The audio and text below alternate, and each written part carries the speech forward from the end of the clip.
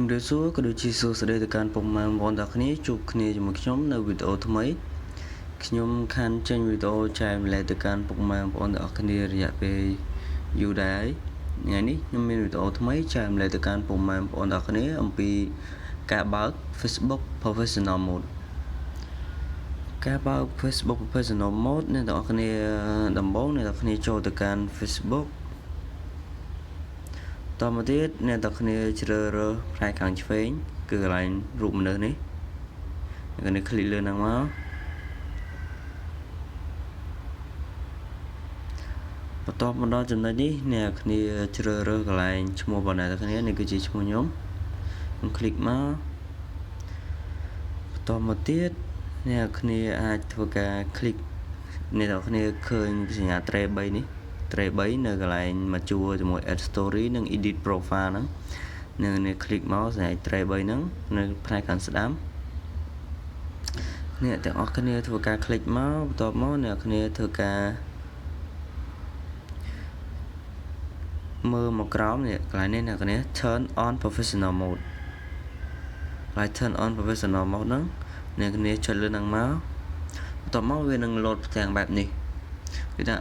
ខាងលើនេះគឺ Professional Mode បន្ទាប់មកគឺ Turn on Professional Mode Get paid for your content ន័យថាយើងអាចរកលុយជាមួយវាបានដោយយើងគ្រាន់តែបំពេញលក្ខខណ្ឌរបស់វាមួយចំនួនអញ្ចឹងខ្ញុំអត់ធ្វើការបង្ហាញដល់ហ្នឹងទេខ្ញុំគ្រាន់តែបង្ហាញការបើក Professional Mode តោះមកអ្នកគ្នាធ្វើការ click Turn on ចុចកន្លែង Turn on ហ្នឹងមកពណ៌ខៀវហ្នឹងបន្ទាប់ពីអ្នកគ្នា click មកវាថា Welcome to Professional Mode អញ្ចឹងអ្នកគ្នាចុចដានមក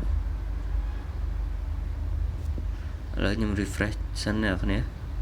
ឡូវយើងចេញទៅមើលទាំងអស់គ្នាហ្នឹងហើយអ្នកគ្នានេះគឺជាទម្រង់ Professional Mode ដែលមានទម្រង់ដូចជា page profile មួយអញ្ចឹងនេះអ្នកគ្នានេះ